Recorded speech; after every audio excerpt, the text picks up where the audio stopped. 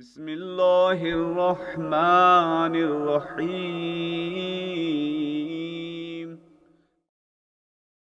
نماز رائے گاں جائیں گی ان کی یوں قیامت میں، نہیں رکھتے خیال آل احمد جو عبادت میں۔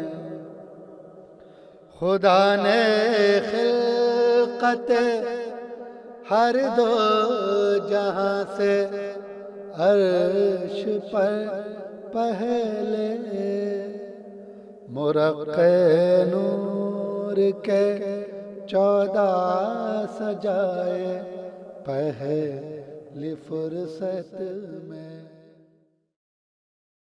اللہم صلی وسلم وزد وبارک علی رسول اللہ وآلہ الاطہار۔ جو شخص خود اپنی ذات سے خوش رہے گا اس سے ناراض ہونے والے زیادہ رہیں گے۔ حضرت امام علی نقی علیہ السلام۔ صبر کرنے والے کی مصیبت اکہری ہوتی ہے اور فریاد کرنے والے کی دوہری۔ حضرت امام علی نقی علیہ السلام۔ ناظرین السلام علیکم، میں ہوں ذیشان علی۔ ماہ رجب المرجب یہ وہ پاکیزہ مہینہ ہے جس میں خالق نے 4 چاند لگائے ہیں۔ آپ سمجھ گئے ہوں گے یہی وہ مہینہ ہے جس میں 4 معصومین کی ولادت ہوئی۔ پہلی رجب 5ویں امام محمد باقر علیہ السلام، 5 رجب 10ویں امام حضرت امام علی نقی علیہ السلام، 10 رجب امام محمد تقی علیہ السلام، اور 13 رجب امامت کے پہلے آفتاب حضرت علی ابن ابی طالب علیہ السلام کی ولادت کی تاریخ ہے۔ ناظرین، آپ سب کو اس مہینے کی بہت بہت مبارکباد۔ آج ہم بات کریں گے ان کی جو پیغمبر اسلام حضرت محمد مصطفیٰ صلی اللہ علیہ وآلہ وسلم کے 10ویں جانشین اور ہمارے 10ویں امام اور سلسلہ عصمت کے 12ویں کڑی ہیں۔ آپ کی ولادت 5 رجب المرجب 214 ہجری یوم سہشنبہ مدینہ منورہ میں حضرت امام محمد تقی علیہ السلام کے گھر ہوئی۔ آپ اپنے آباء و اجداد کی طرح معصوم، عالم زمانہ اور افضل کائنات تھے۔ آپ علم و سخاوت، طہارت نفس، بلندی کردار اور جملہ صفات حسنہ میں اپنے والد ماجد حضرت محمد تقی علیہ السلام کی جیتی جاگتی تصویر تھے۔ آپ کا اسم گرامی علی تھا جو آپ کے والد ماجد حضرت امام محمد تقی علیہ السلام نے رکھا۔ اسے یوں سمجھنا چاہیے کہ سرور کائنات نے جو اپنے 12 جانشین اپنے ظاہری حیات کے زمانے میں معین فرمائے تھے ان میں سے ایک آپ کی ذات گرامی بھی تھی۔ آپ کے والد ماجد نے اسی معین اسم میں سے آپ کا نام علی نقی رکھا۔ اللہم صل علی محمد و آل محمد، اللہم صل علی محمد و آل محمد۔ آپ کی والدہ ماجدہ جناب سمانہ خاتون تھیں۔ آپ کی والدہ کے متعلق علماء نے لکھا ہے کہ آپ سیدہ ام الفضل کے نام سے مشہور تھیں۔ آپ جب 214 ہجری میں پیدا ہوئے تو اس وقت بادشاہ وقت مامون رشید عباسی تھا۔ 218 عیسوی میں مامون رشید نے انتقال کیا اور معتصم خلیفہ ہوا۔ 227 ہجری میں واسق ابن معتصم خلیفہ بنایا گیا۔ 232 ہجری میں واسق نہ رہا اور متوکل عباسی خلیفہ مقرر کیا گیا۔ پھر 247 ہجری میں مختصر بن متوکل اور 248 ہجری میں مستعین، 252 ہجری میں زبیر ابن متوکل معتز باللہ خلیفہ بنایا گیا۔ 254 ہجری میں معتز کے زہر دینے سے آپ کی شہادت ہوئی۔ مامون رشید کے انتقال کے بعد جب معتصم باللہ خلیفہ ہوا تو اس نے بھی اپنے آبائی کردار کو سراہا اور خاندانی رویے کو قائم رکھا۔ اس کے دل میں آل محمد علیہ السلام کی طرف سے بغض و حسد کے وہی جذبات اٹھے جو اس کے آباء و اجداد کے دلوں میں ابھر چکے تھے۔ اس نے بھی چاہا کہ آل محمد علیہ السلام کی کوئی فرد زمین کے کسی حصے پر باقی نہ رہے، اس لیے اس نے تخت نشین ہوتے ہی حضرت امام محمد تقی علیہ السلام کو مدینے سے بغداد طلب کر کے نظر بند کر دیا۔ امام محمد تقی علیہ السلام نے، جو اپنے آباء و اجداد کی طرح قیامت تک کے حالات سے واقف تھے، مدینے سے چلتے وقت اپنے فرزند کو اپنا جانشین مقرر کر دیا، اور وہ تمام تبرکات جو امام کے پاس ہوا کرتے ہیں آپ نے حضرت امام علی نقی علیہ السلام کے سپرد کر دیے۔ مدینہ منورہ سے روانہ ہو کر آپ 9 محرم الحرام 220 ہجری کو بغداد پہنچ گئے۔ بغداد میں آپ کو 1 سال بھی نہ گزرا تھا کہ معتصم عباسی نے آپ کو 29 ذیقعدہ 220 ہجری میں زہر سے شہید کر دیا۔ کتابوں میں ہے کہ جب امام محمد تقی علیہ السلام پہلی بار مدینے سے بغداد طلب کیے گئے تو راوی اسماعیل ابن مہران نے آپ کی خدمت میں عرض کی کہ مولا، آپ کو بلانے والا دشمن آل محمد میں ہے، کہیں ایسا نہ ہو کہ ہم بے امام ہو جائیں۔ امام نے فرمایا کہ ہم کو علم ہے، تم گھبراؤ نہیں، اس سفر میں ایسا نہ ہوگا۔ اسماعیل کا بیان ہے کہ جب دوبارہ آپ کو معتصم نے بلایا تو پھر میں حاضر ہو کر کہنے لگا، مولا یہ سفر کیسا رہے گا؟ اس سوال کا جواب آپ نے زار و قطار بہتے ہوئے آنسوؤں سے دیا اور آنسوؤں سے بھیگی ہوئی آنکھوں سے کہا، اے اسماعیل، میرے بعد علی نقی کو اپنا امام زمانہ جاننا اور صبر و ضبط سے کام لینا۔ اللہم صل علی محمد و آل محمد۔ انہیں کسی سے علم حاصل کرنے کی ضرورت نہیں ہوتی، اور اس کا سبب یہ ہے کہ آج تک تاریخ یہ نہ بتا سکی کہ ہمارے 12 اماموں میں سے کسی امام نے کسی دنیا والے کے سامنے زانو ادب طے کیا ہو، یا کسی مدرسے یا کسی درسگاہ میں تحصیل علم کے لیے گئے ہوں، بلکہ آپ سبھی لوگوں نے بچپن سے ہی اپنے زمانے کے عالم و فقیہ سے اپنے علم کا لوہا منوا لیا، اور انتہائی کم سنی میں بھی دنیا کے بڑے بڑے عالموں کو علمی شکست دینے میں ہمیشہ کامیاب رہے، اور جب بھی کسی نے اپنے کو ان کے کسی فرد سے بلندتر سمجھنے کی کوشش کی تو ذلیل ہو کر رہ گیا، یا پھر سر تسلیم خم کرنے پر مجبور ہو گیا۔ یہ جتنے بھی ہمارے معصومین ہیں، ائمہ ہیں، ان کو ہم نے ایسے ہی نہیں مان لیا ہے، بلکہ ان کے اندر وہ صفات جو مالک کائنات نے ودیت کی تھیں ان کی بدولت ہم نے ان کو تسلیم کیا۔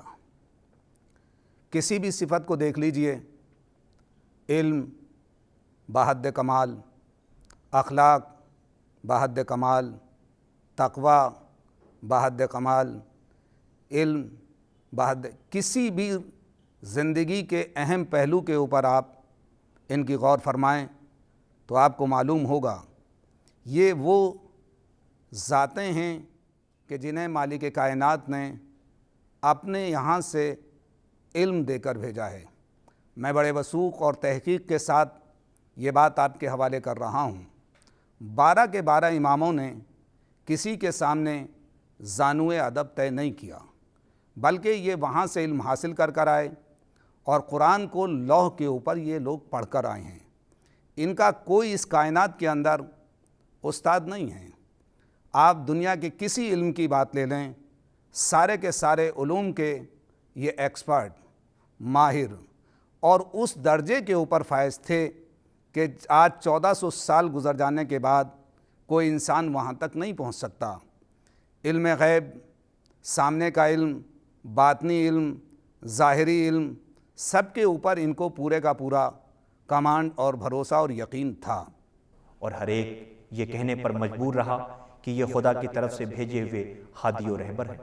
ذاتی علم و حکمت کے علاوہ مزید شرف کمال کی تحصیل اپنے آباء و اجداد سے کرتے رہے۔ علامہ مسعودی کا بیان ہے کہ حضرت امام محمد تقی علیہ السلام کے انتقال کے بعد امام علی نقی علیہ السلام، جن کی اس وقت عمر 6 یا 7 سال کی تھی، مدینے میں مرجع خلائق بن گئے تھے۔ یہ دیکھ کر وہ لوگ جو آل محمد علیہ السلام سے دلی دشمنی رکھتے تھے یہ سوچنے پر مجبور ہو گئے کہ کسی طرح ان کی مرکزیت کو ختم کیا جائے، اور کوئی ایک ایسا معلم ٹیچر ان کے ساتھ لگا دیا جائے جو انہیں تعلیم بھی دے اور ان کی تربیت بھی اپنے اصول پر کرے، ساتھ ہی ساتھ ان کے پاس لوگوں کے پہنچنے اور لوگوں کو علمی فائدہ پہنچنے سے روکا جا سکے۔ یہ لوگ اسی خیال میں تھے کہ عمر بن فرج فراغت حج کے بعد مدینے پہنچا۔ لوگوں نے اس سے اپنی بات کہی۔ آخرکار حکومت وقت کے دباؤ سے ایسا انتظام ہوا کہ حضرت امام علی نقی علیہ السلام کو تعلیم دینے کے لیے عراق کا سب سے بڑا عالم و ادیب عبید اللہ جنیدی کو لگایا گیا۔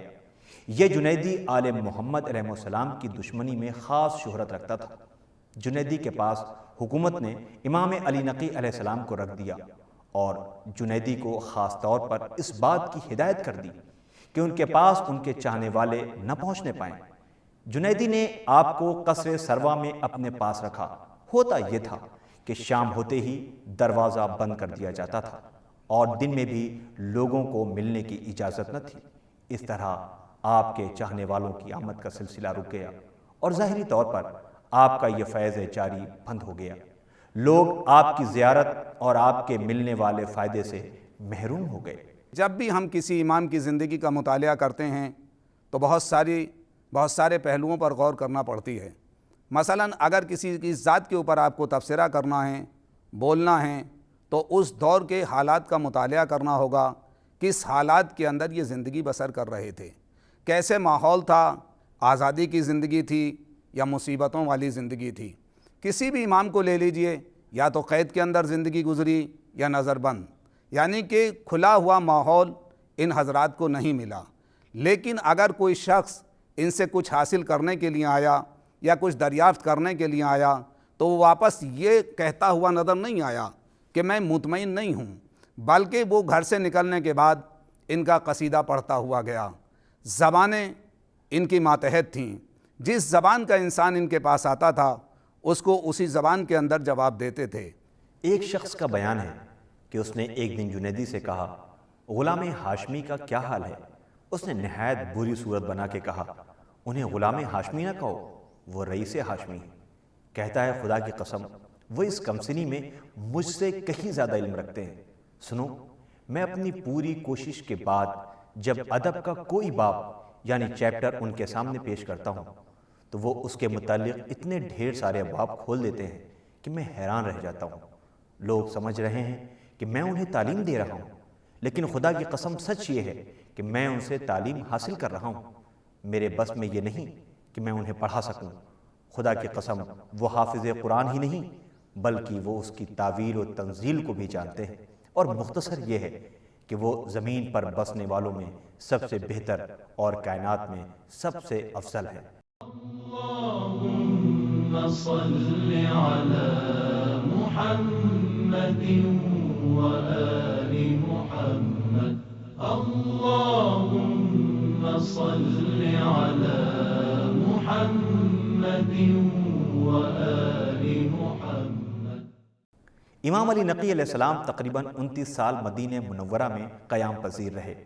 آپ نے اس مدت عمر میں کئی بادشاہوں کا زمانہ دیکھا۔ تقریباً ہر ایک نے آپ کی طرف رخ کرنے سے گریز کیا۔ یہی وجہ ہے کہ آپ امامت کے فرائض کو انجام دینے میں کامیاب رہے۔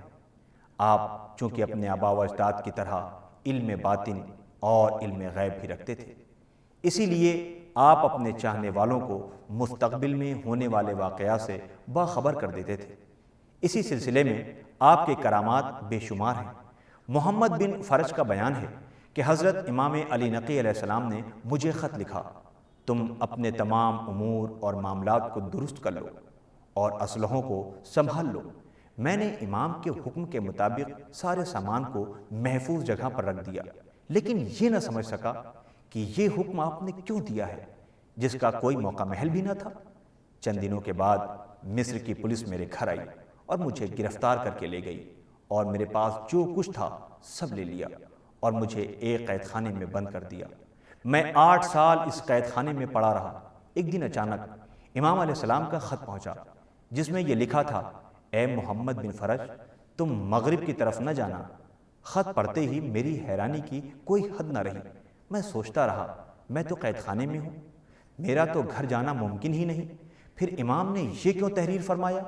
آپ کے خط آنے کو ابھی 2-4 دن ہی گزرے تھے کہ میری رہائی کا حکم آ گیا اور میں ان کے حکم کے مطابق اس طرف نہ گیا جدھر آپ نے منع کیا تھا۔ قید خانے سے رہائی کے بعد میں نے امام علیہ السلام کو لکھا کہ حضور میں قید سے چھوٹ کر گھر آ گیا ہوں، اب آپ خدا سے دعا فرمائیں کہ میرا غصب کیا ہوا مال واپس مل جائے۔ آپ نے اس کے جواب میں لکھا کہ عنقریب تمہارا سارا مال واپس مل جائے گا، اور ایسا ہی ہوا۔ اللهم صل على محمد وآل محمد۔ ایک دن امام علی نقی علیہ السلام اور علی ابن حسیب نامی شخص دونوں ساتھ ہی راستہ چل رہے تھے۔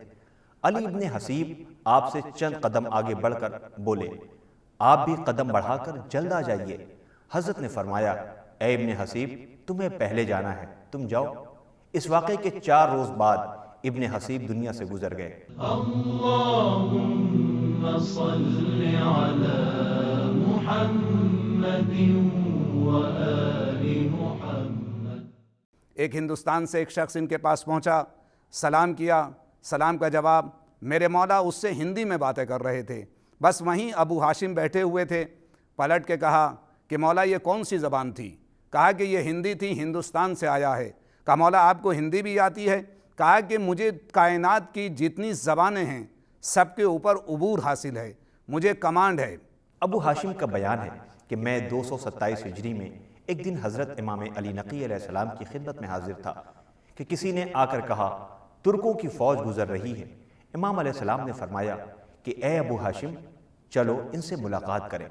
میں حضرت کے ہمراہ ہو کر لشکریوں تک پہنچا تو حضرت نے ایک غلام ترکی سے اس کی زبان میں گفتگو شروع کی اور دیر تک باتیں کرتے رہے۔ اس ترکی سپاہی نے آپ کے قدموں کا بوسہ دیا۔ میں نے اس غلام سے پوچھا وہ کون سی چیز ہے جس نے تجھے امام کا شیدائی بنا دیا؟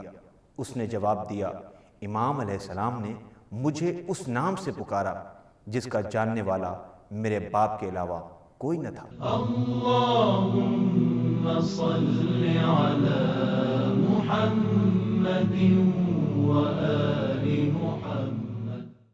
ایک دن متوکل نے بھرے دربار میں امام علی نقی علیہ السلام کو قتل کر دینے کا فیصلہ کر کے آپ کو دربار میں طلب کیا۔ آپ سواری پر تشریف لائے۔ عبد الرحمن مصری کا بیان ہے، میں سامرا گیا ہوا تھا اور متوکل کے دربار کا یہ حال سنا کہ ایک علوی کے قتل کا حکم دیا گیا ہے، تو میں دروازے پر اس انتظار میں کھڑا ہو گیا کہ دیکھوں کہ وہ کون شخص ہے جس کے قتل کے انتظامات ہو رہے ہیں۔ اتنے میں دیکھا کہ امام علی نقی علیہ السلام تشریف لا رہے ہیں۔ مجھے کسی نے بتایا کہ اسی علوی کے قتل کا بندوبست ہوا ہے۔ میری نظر چوں ہی ان کے چہرے پر پڑی، میرے دل میں ان کی محبت پیدا ہو گئی اور میں دعا کرنے لگا، خدایا متوکل کے شر سے اس شریف علوی کو بچانا۔ میں دل میں دعا کر ہی رہا تھا کہ آپ نزدیک آ پہنچے اور مجھ سے بلا جانے پہچانے فرمایا کہ اے عبد الرحمن تمہاری دعا قبول ہو گئی اور میں انشاءاللہ محفوظ رہوں گا۔ چنانچہ دربار میں آپ پر کوئی ہاتھ نہ اٹھا سکا اور آپ محفوظ رہے۔ پھر آپ نے مجھے دعا دی اور میں مالا مال ہو گیا اور صاحب اولاد ہو گیا۔ عبد الرحمن کہتا ہے میں اسی وقت آپ کے امامت کا قائل ہو کر آپ کے چاہنے والوں میں شامل ہو گئے۔ اللهم صل على محمد وآل محمد۔ ایک دن متوکل کے پاس ایک مشہور ہندی جادوگر آیا اور اس نے بہت سے کرتب دکھلائے۔ متوکل نے اس سے کہا کہ میرے دربار میں ایک نہایت شریف شخص عنقریب آنے والا ہے، اگر تو اپنے کرتب سے اسے شرمندہ کر دے تو میں تجھے 1000 اشرفی انعام دوں گا۔ اس نے کہا اے بادشاہ جب وہ آ جائے تو کھانے کا بندوبست کر اور مجھے ان کے پہلو میں بٹھا دے، میں ایسا کروں گا کہ وہ سخت شرمندہ ہوگا۔ یہ سن کر متوکل خوش ہو گیا۔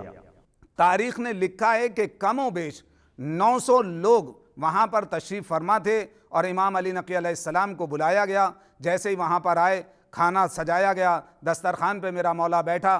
جب دسترخوان پہ جیسے ہی مولا نے ہاتھ آگے بڑھایا تو ان کے ہاتھ سے لقمہ گرا۔ بس یہ کرنا تھا، اس نے اپنے جادو سے اپنا کام کر دیا۔ مولا نے ادھر ادھر دیکھا، پھر ہاتھ آگے بڑھایا، پھر اس نے اپنا جادو چلایا۔ دوسری مرتبہ تیسری مرتبہ جب اس نے کیا تو ایک مرتبہ میرے مولا نے قالین پہ بنے ہوئے ایک شیر کو دیکھا، فوراً پلٹ کے کہا کہ اے شیر، تو دیکھ رہا ہے کہ ایک حجت خدا کو ذلیل و رسوا کیا جا رہا ہے۔ بس یہ کہنا تھا۔ وہ شیر حقیقت میں نمودار ہوا، اور نمودار ہونے کے بعد اس جادوگر کو نگل گیا۔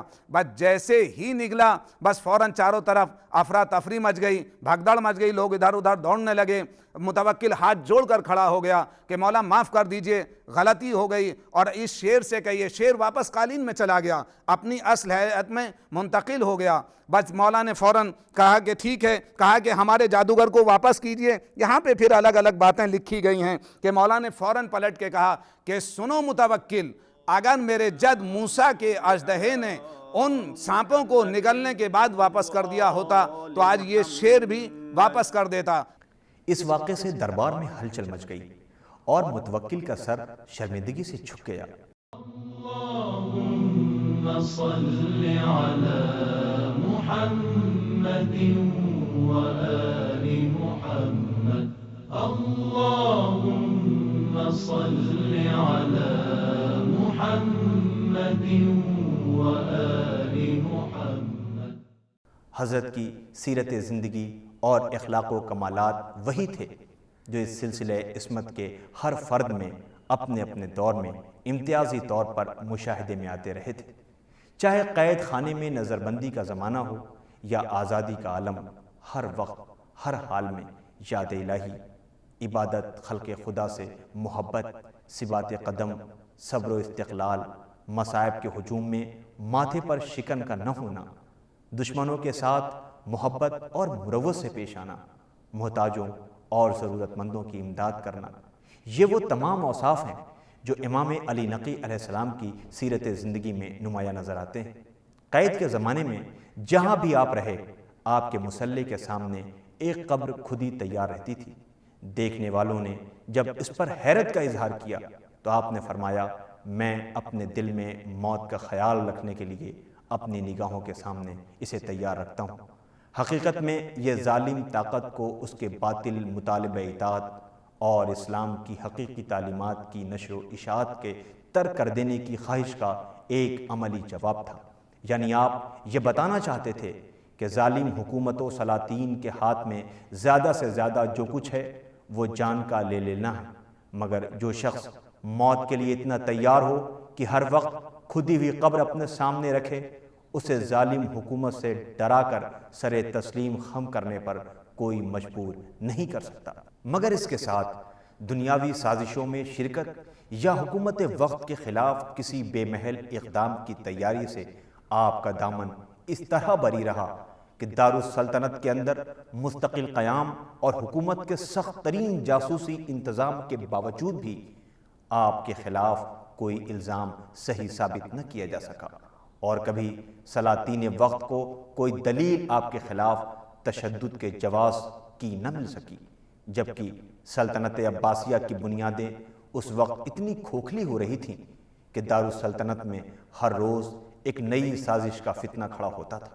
افسوس، وارث احکام الہی کے ساتھ وہی ہوا جو سارے الہی مشن کی تکمیل میں مصروف ہادی اور رہبروں کے ساتھ ہوتا رہا ہے۔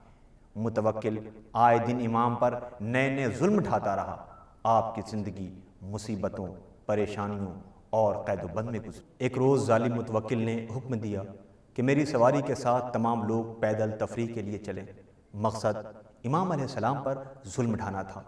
متوکل کے اس حکم میں امام علیہ السلام بھی شامل تھے، چنانچہ آپ بھی کئی میل سواری کے ساتھ پیدل چل کر واپس تشریف لائے، اور آپ کو اس عمل سے اس درجہ تکلیف ہوئی کہ آپ سخت علیل ہو گئے۔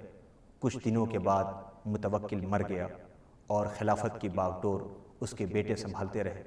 252 ہجری میں متوکل کا ہی ایک بیٹا معتز باللہ خلیفہ ہوا، اور اس نے بھی اپنے باپ کی سنت کو نہیں چھوڑا اور حضرت کے ساتھ وہ بھی سختی کرتا رہا، یہاں تک کہ اسی نے آپ کو زہر دے دیا، جس کی وجہ سے 3 رجب 254 ہجری یوم دوشنبہ آپ کی شہادت ہو گئی۔